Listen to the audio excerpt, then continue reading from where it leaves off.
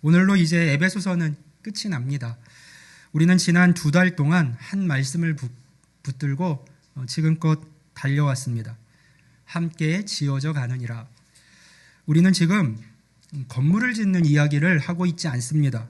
하나님이 거하실 처소로 성령 안에서 함께 세워져 가는 공동체를 말하고 있습니다. 벽돌이 아니라 사람, 구조가 아니라 관계, 프로그램이 아니라 복음으로 묶인 생명들이 함께 세워지는 이야기입니다. 에베소서는요, 교회의 영광을 가장 높이 선포한 바울의 편지입니다. 우리를 창세전에 택하신 하나님의 사랑, 그리스도 안에서의 구속, 원수되었던 자들이 한 몸이 된 화해, 가정과 일터에서 살아내는 복음의 윤리, 그리고 함께 지어져가는 교회 비전까지 이 안에 담겨 있습니다. 그런데 바울은 이 웅장한 교회론을 어떻게 마무리하고 있습니까? 찬양으로 끝내지 않습니다. 축복으로 끝내지도 않아요. 끝으로 너희가 주 안에서와 그 힘의 능력으로 강건하여지고 하나님의 전신갑주를 입으라. 왜일까요? 왜 이렇게 영광스러운 교회 이야기가 전신갑주로 끝나는 걸까요? 왜 성전에 하나님이 거하실 처소에 그 처소가 지어지는 이 역사 가운데 마지막 장면이 갑옷을 입고 투구를 써야만 하는 전쟁터일까요? 우리는 종종 신앙을 오해합니다. 예수님을 믿으면 내 삶이 더 편안해질 것이라고 생각합니다. 교회가 성장을 하면 갈등이 사라질 것이라 기대합니다. 복음이 분명해지면 문제는 줄어들 것이라고 여깁니다. 그러나 성경은 다른 이야기를 합니다. 교회가 세워질수록 저항도 선명해집니다. 하나님이 거하실 처소, 성전이 완성되어져 갈수록 그 성전을 무너뜨리려고 하는 간계도 더 정교해집니다. 여러분, 우리가 요즘 겪는 피로감과 낙심, 이유 없이 찾아오는 의심과 분열의 기운, 사소한 말 한마디에 흔들리는 마음, 가정 안에 설명하기 어려운 긴장감, 사역을 하면서 느끼는 알 수 없는 무력감, 이 모든 것이 단순히 나 자신의 성격의 문제이거나 상황의 문제이거나 사람의 문제라고만 말할 수 있을까요? 바울은 오늘 분명히 말합니다. 우리의 씨름은 혈과 육을 상대하는 것이 아니요. 교회는요, 진공 속에 존재하지 않습니다. 우리는 함께 지어져가는 공동체이지만 동시에 보이지 않는 전쟁 한복판에 서 있는 공동체입니다. 그러므로 오늘 본문은 우리를 두렵게 하려고 하는 말씀이 아니에요. 오히려 이렇게 말씀을 합니다. 그러니 서 있으라. 주 안에서 강건하여지라. 하나님의 것을 입으라. 오늘 우리는 영적 전쟁의 기술을 배우려는 것이 아닙니다. 우리는 하나님이 거하실 처소로 함께 지어져 가는 그 여정 가운데 어떻게 승리할 수 있고 또 어떻게 무너지지 않고 서 있을 수 있는지를 배워보려고 합니다. 주의 성전은 화려함으로 완성되지 않습니다. 견딤으로 완성됩니다. 그리고 그 견딤은요, 우리의 힘이 아니라 주 안에서 공급되는 힘으로만 가능합니다. 오늘 본문을 통해서 우리는 3가지를 깊이 살펴볼 겁니다. 왜 우리가 강건해져야 하는지, 또 무엇을 입어야 하는지, 그리고 어떻게 서 있을 수 있는지를 배워볼 겁니다. 오늘 이 말씀이 우리 교회를 더욱 단단하게 하고 또 우리 가정을 지키고 우리의 마음을 붙들어주는 능력의 말씀이 될 수 있기를 간절히 원합니다. 사도 바울은 전신갑주 이야기를 꺼내기 전에요, 먼저 한 문장으로 방향을, 우리가 나아가야 할 방향을 정해줍니다. 10절 말씀인데요. 끝으로 너희가 주 안에서와 그 힘의 능력으로 강건하여지고. 아멘. 자, 여기서 가장 먼저 붙들어야 할 단어는 강건하여지고입니다. 우리는 이 말씀을 읽을 때 자연스럽게 이런 생각을 하게 됩니다. 아, 내가 강해져야 되는 거구나. 더 힘을 내서 더 내가 강해져야겠다. 더 단단해져야겠다.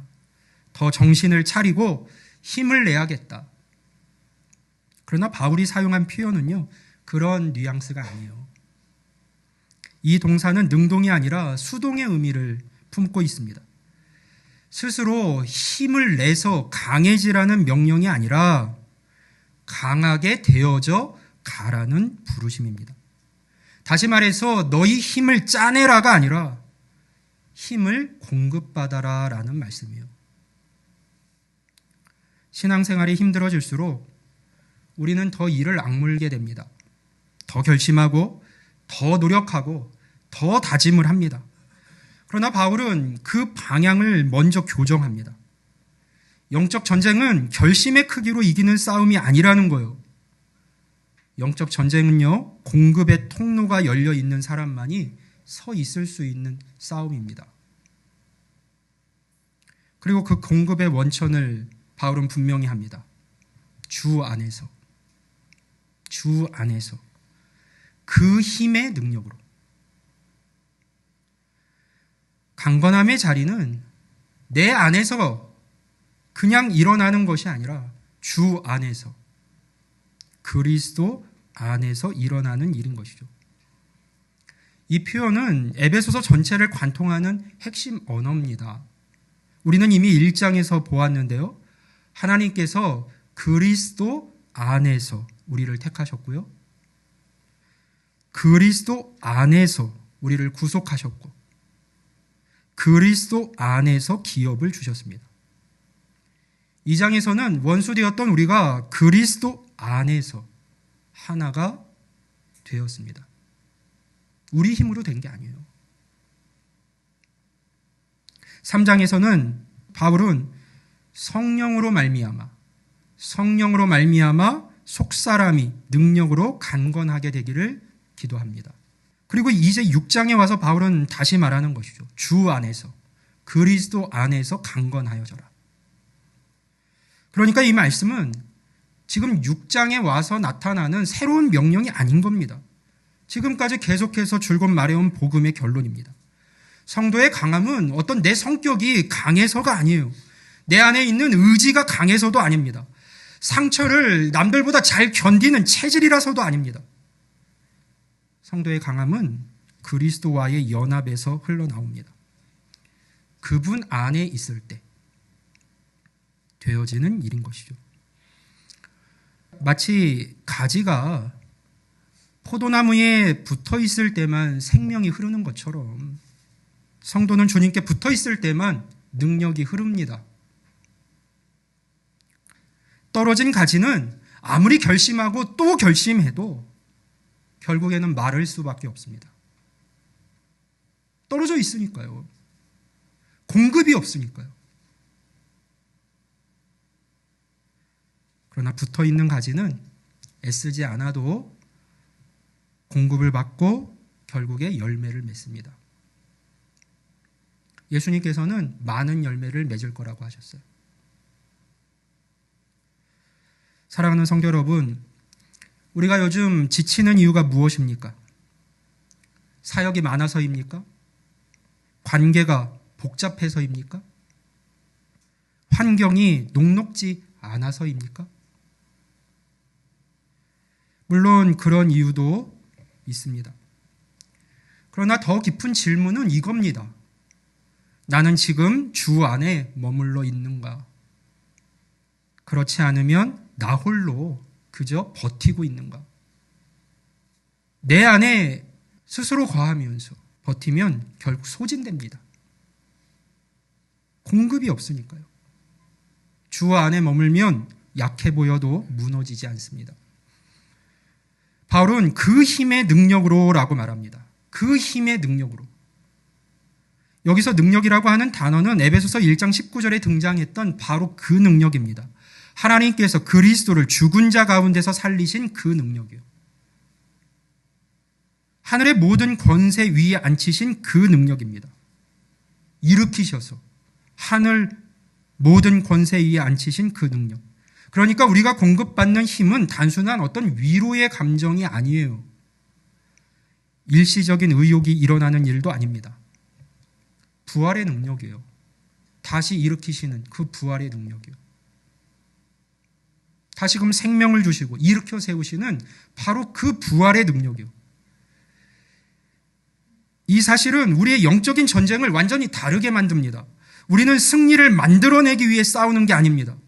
이미 승리하신 그리스도의 능력 안에 서 있기 위해서 싸웁니다. 싸움의 방향이 다른 것이죠.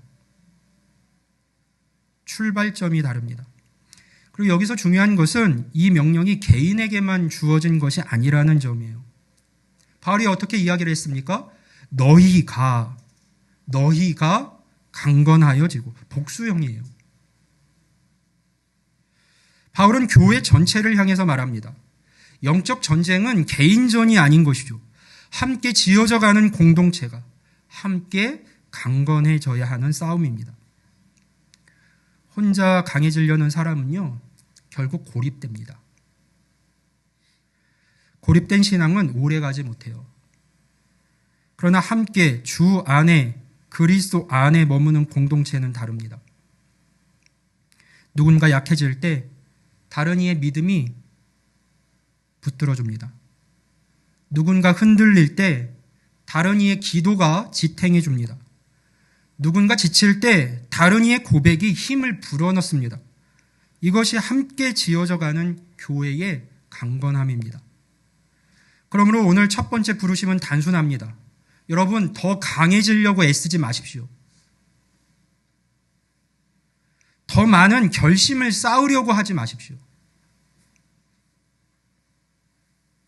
주 안으로 더 깊이 들어가십시오. 그리스도 안에 거하는 싸움을 하십시오. 말씀 안에 머무르십시오. 기도로 연결되십시오. 공동체 안에서 고립되지 마십시오. 강건함은 우리가 만들어내는 결과가 아니라 주님께 붙어 있을 때 자연스럽게 흘러나오는 열매입니다. 그리고 이 강건함 위에서 비로소 다음 명령이 우리에게 주어지죠. 하나님의 전신갑주를 입으라. 그리스도의 능력에 먼저 붙어 있지 않으면요, 우리가 그리스도 안에 있지 않으면 하나님의 이 전신갑주는 우리에게 그저 더 잘하라고 하는 요구일 뿐입니다. 너희들 왜 그 옷을 입고 있지 못하니? 더 잘해라. 그런 요구가 될 뿐이에요. 그러나 주 안에서 강건해진 사람에게 이 전신갑주는요, 내가 이미 그리스도 안에 있으니 그 정체성을 입고 살아가라라고 하는 복음의 초청이 됩니다. 우리 11절 말씀을 같이 한번 읽어볼까요? 11절에서 바울은 주 안에서 강건하여지고 라고 말한 후에 이렇게 이야기를 합니다. 한번 같이 읽습니다. 시작.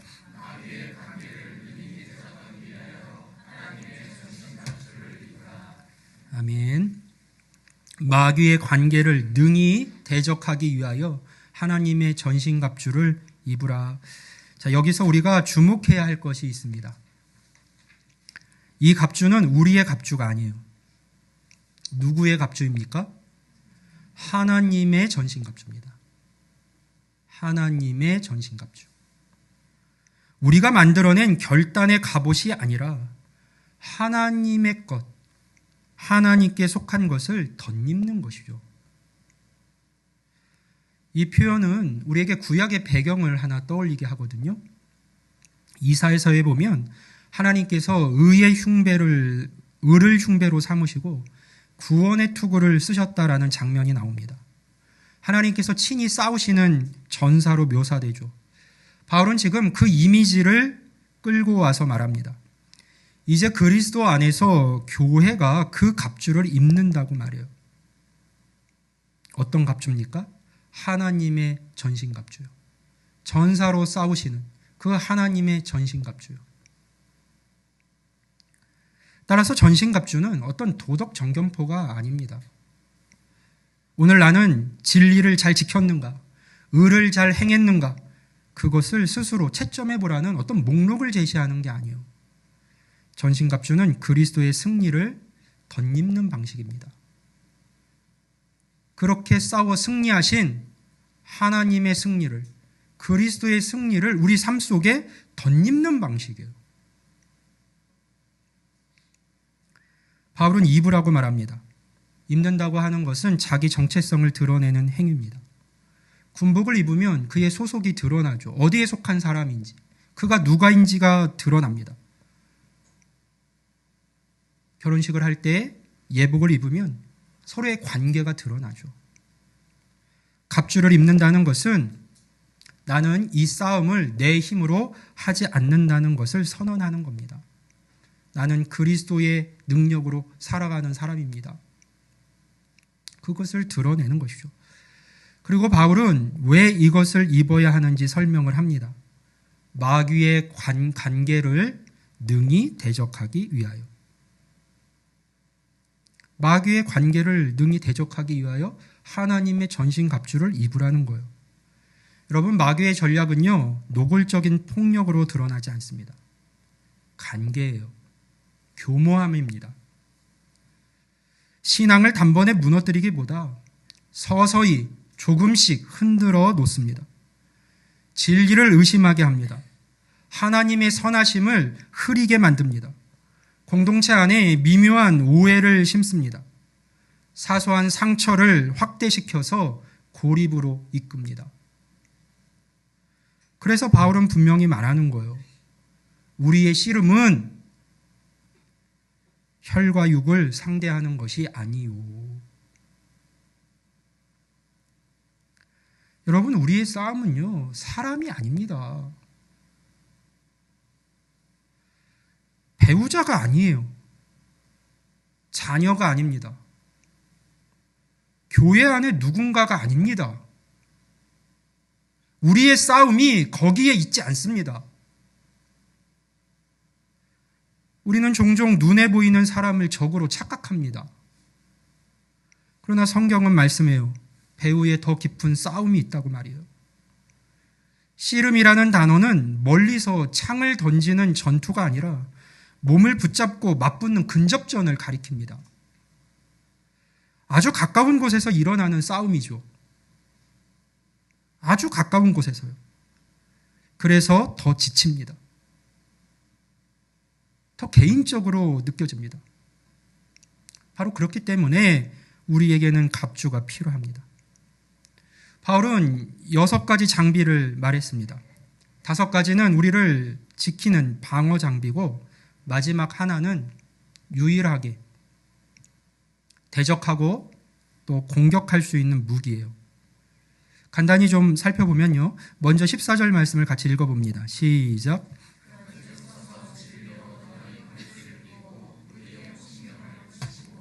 아멘. 진리의 허리띠는요, 갑옷의 모든 부분을 하나로 고정시켜주는 장비입니다. 허리띠가 없으면 갑옷이 그냥 흘러내리듯 진리가 없으면 우리의 신앙도 형태를 잃습니다. 마귀는요, 흔히 이 허리띠를 먼저 공격합니다. 정말로 하나님의 말씀이 맞는가? 내 믿음이, 이 믿음이 진짜인가? 이런 의심으로 진리를 흔들어 놓으면 나머지 갑주도 함께 무너집니다. 복음의 진리는 감정이 흔들릴 때도 또 우리가 돌아올 수 있는 기준점이 되어줍니다. 의의 호심경은요, 심장을 보호하는, 가슴을 보호하는 장비입니다. 의의 호심경. 이 의는 내가 잘 살아서 얻은 의가 아니죠. 그리스도께서 내게 입혀주신 의입니다. 마귀가 가장 즐겨 쓰는 무기는요, 정죄입니다. 너 어제도 실패했잖아. 네 모습을 봐. 너의 겉과 속이 다른 것을 봐. 너의 고백과 다른 삶을 봐. 교회에서와 가정에서의 너의 삶을 봐. 너는 늘 실패하잖아. 그런 사람이 무슨 믿음이야? 이 정죄의 화살은 심장을 겨냥합니다. 그러나 의의 호심경, 의의 흉배를 입은 사람은 다르게 응답합니다. 나는 실패했지만 또 실패하지만 그리스도 안에서 이미 의롭다 하심을 받았다. 우리를 서 있게 하는 것은 어제의 성공이 아니라 오늘도 유효한 그리스도의 의라고 하는 사실을 우리는 다시 기억해야 합니다. 15절과 16절 말씀도 한번 읽어볼까요? 시작.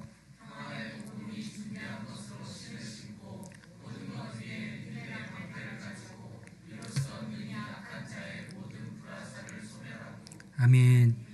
평안의 복음이 준비한 신은요, 로마 군인이 전장에서 신었던 두꺼운 밑창의 군화입니다. 날카로운 것을 밟아도 발이 뚫리지 않고 미끄러운 땅에서도 중심을 잡게 해주는 신발이에요. 바울은 그 신발의 재료가 평안의 복음이라고 말을 합니다. 복음을 아는 사람은 발에, 삶의 걸음에 힘이 생깁니다. 어떤 상황에서도 나는 하나님 앞에 서 있다, 하나님이 함께 하신다라고 하는 그 평안이 그 사람의 걸음을 지탱해 줍니다. 세상이 흔들려도, 관계가 무너져도, 내 감정이 바닥을 쳐도 복음을 아는 사람은, 복음 안에 있는 사람은 넘어지지 않습니다. 믿음의 방패는 불화살을 막기 위해서 쓰던 커다란 방패를 말합니다. 마귀의 불화살, 어떤 것들이 있을까요?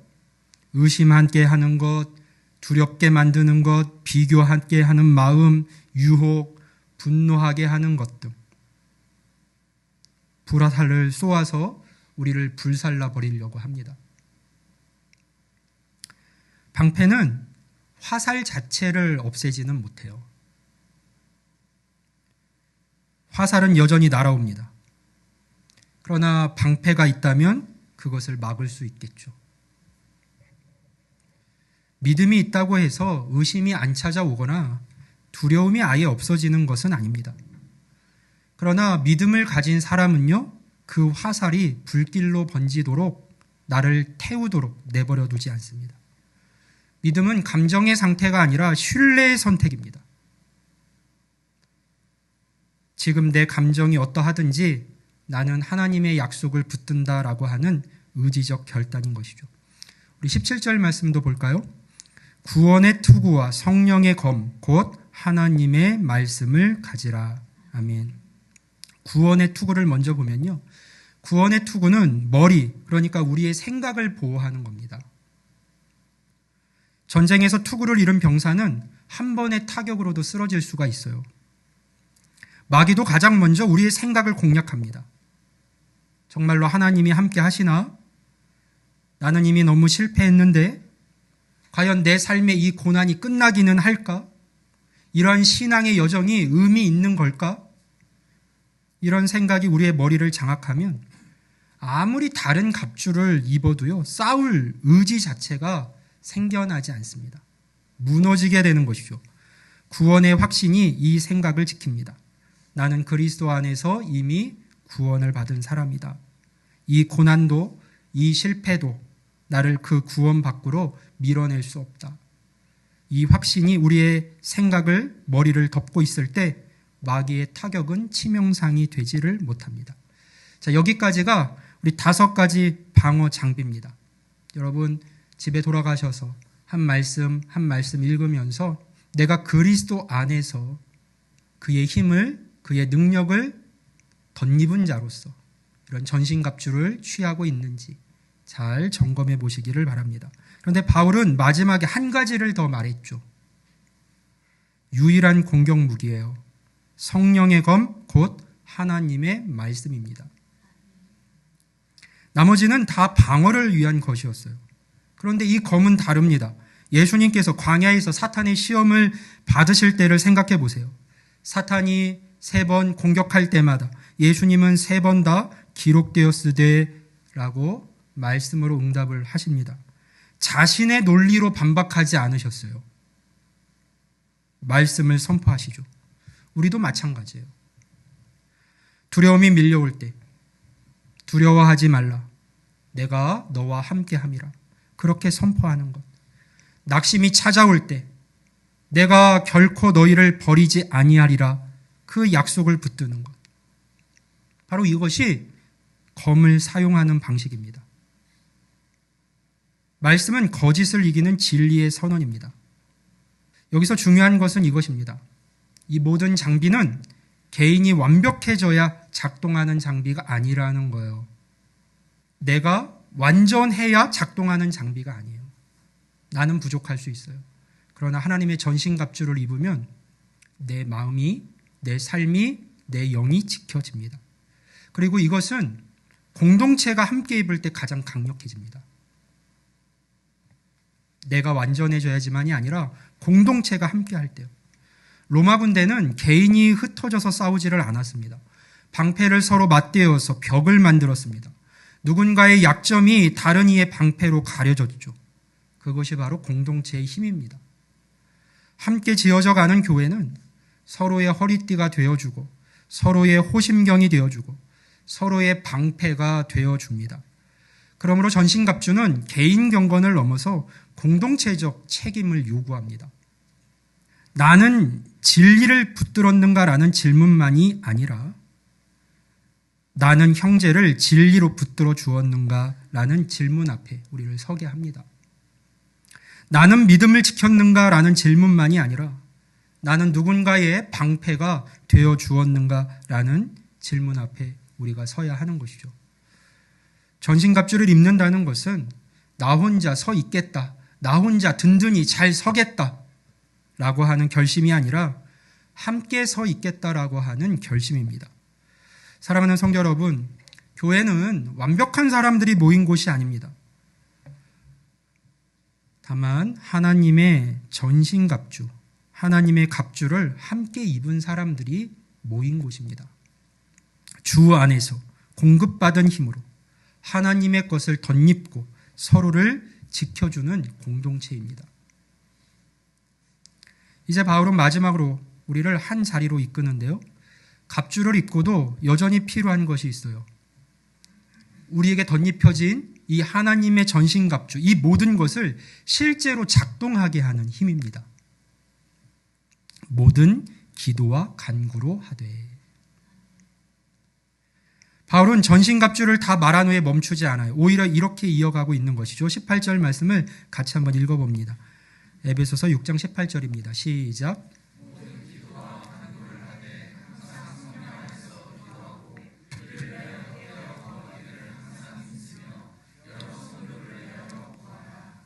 아멘. 여기서 우리는 매우 중요한 사실 한 가지를 깨닫습니다. 기도는 전신갑주의 7번째 조각으로 지금 등장하지 않아요. 기도는 갑주를 작동하게 하는 호흡입니다. 아무리 완벽한 장비를 갖추어도 숨을 쉬지 못하면 어떻게 될까요? 쓰러질 수밖에 없겠죠. 기도는 영적 전쟁에서의 산소와 같아요. 숨쉬게 하는 겁니다. 기도가 멈추면 강건함도 멈춥니다. 기도가 약해지면 방패도 내려옵니다. 들 수가 없어요. 바울은 모든이라는 표현을요, 이 문장에서 4번이나 반복을 합니다. 모든 기도, 항상 기도, 모든 성도를 위하여 항상 힘쓰며. 우리나라 성경에는 모든, 항상이라고 다르게 번역이 되었지만 원어로 보면 파스, 다 같은 단어예요. 모든. 이러한 반복은 지금 바울이 과장하고 있는 게 아닙니다. 왜 이 짧은 문장이 기도에 대한 말씀을 하면서 4번이나 이 단어를 썼을까요? 영적 전쟁은 일시적이거나 간헐적인 사건이 아니라 지속적인 현실의 문제이기 때문이에요. 그리고 바울은 성령 안에서 기도하라고 말합니다. 기도는 우리의 감정을 쏟아내는 행위가 아닙니다. 기도는 성령의 도우심 안에서 하나님의 뜻에 맞추어지는 자리입니다. 우리의 소원을 강요하는 시간이 아니라 우리의 마음이 하나님의 마음에 동화되는 시간입니다. 우리는 갑주를 입는 데는 익숙하지만 깨어 기도하는 데는 느슨한 상태에 있는 것은 아닙니까? 문제가 생기면 대책을 세웁니다.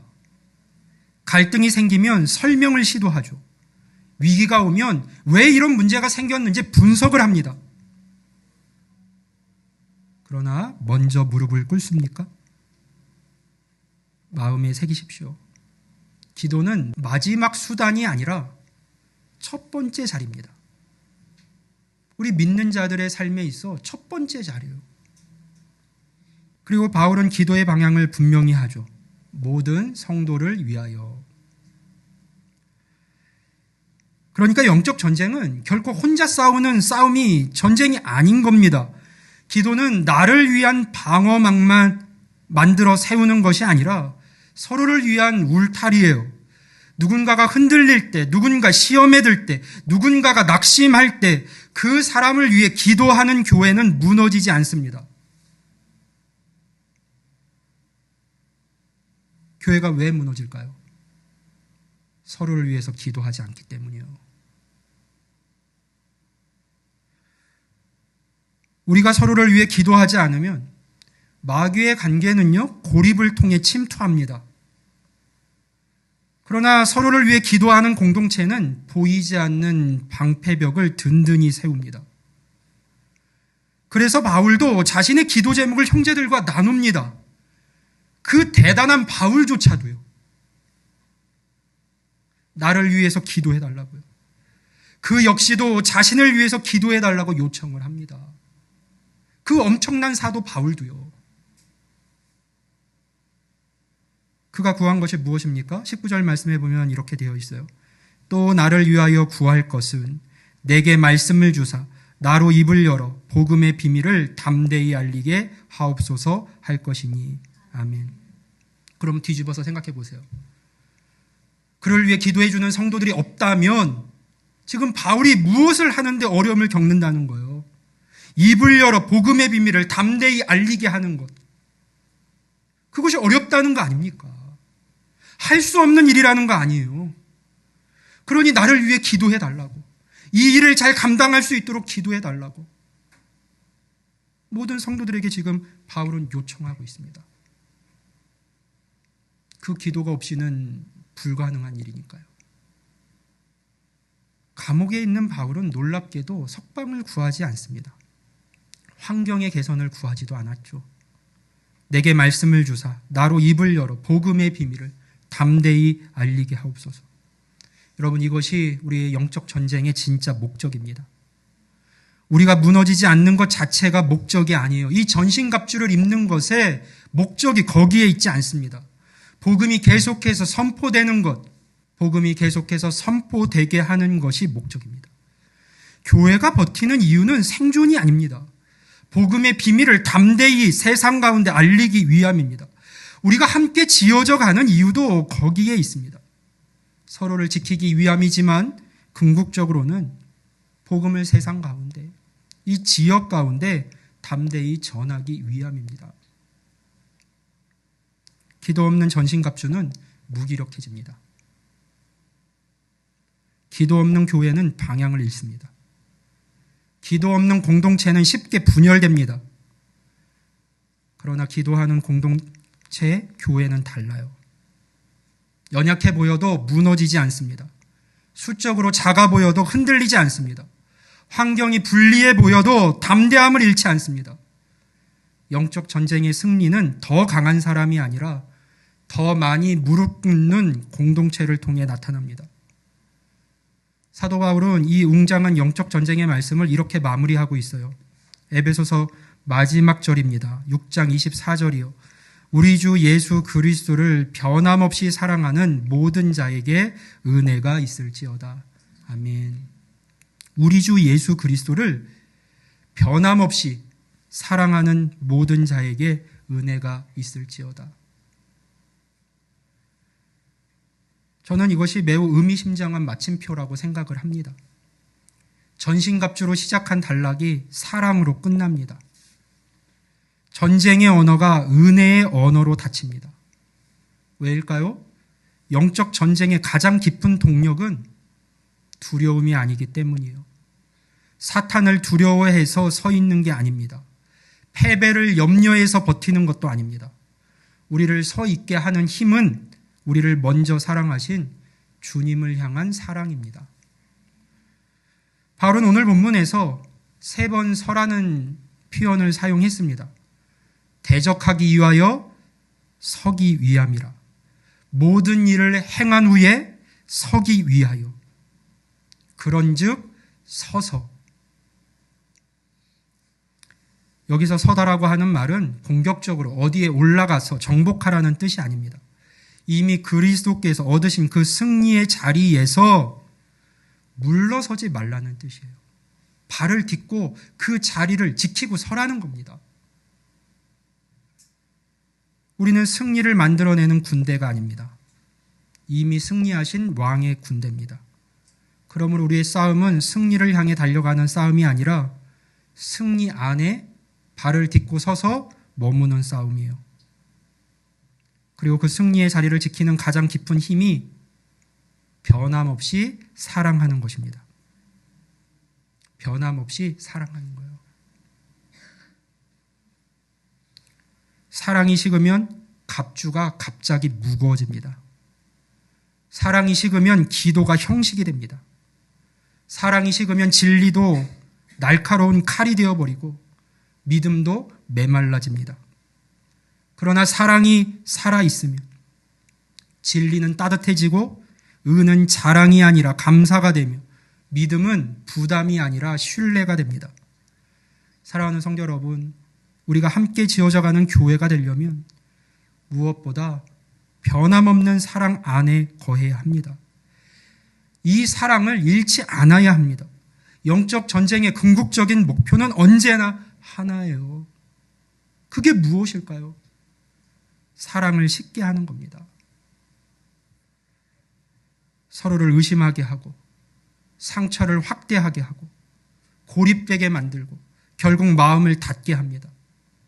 그러나 우리가 변함없이 주님을 사랑하고 그 사랑 안에서 서로를 붙들면 주님의 교회는 무너지지 않습니다. 올해 우리는 함께 지어져 가느니라 라는 표어 말씀을 붙들고 한 해 동안 걸어가고 있습니다. 하나님이 거하실 처소, 그 아름다운 성전은 하루아침에 완성되지 않습니다. 그러나 주 안에 서 있는 교회는 반드시 완성에 이릅니다. 여러분 혹시 지치셨습니까? 흔들리고 계십니까? 보이지 않는 싸움 속에서 낙심하고 계십니까? 오늘 말씀은 우리를 정죄하지 않고 이렇게 말씀합니다. 너희는 혼자가 아니다. 주 안에서 강건하여지라. 하나님의 것을 입으라. 성령 안에서 기도하라. 그리고 변함없이 사랑하라. 주님께서 이미 승리하셨습니다. 그리고 우리는 그 승리 안에 서 있습니다. 주 안에서 공급받고 하나님의 전신갑주를 취하고 성령 안에서 기도하며 변함없이 주님을 사랑하는 공동체. 그 공동체는 넘어지지 않아요. 사랑으로 서 있는 교회는 결코 무너지지 않습니다. 사랑으로 지어져 가는 교회는 반드시 완성됩니다. 우리 주 예수 그리스도를 변함없이 사랑하는 모든 자에게 은혜가 있을지어다. 아멘.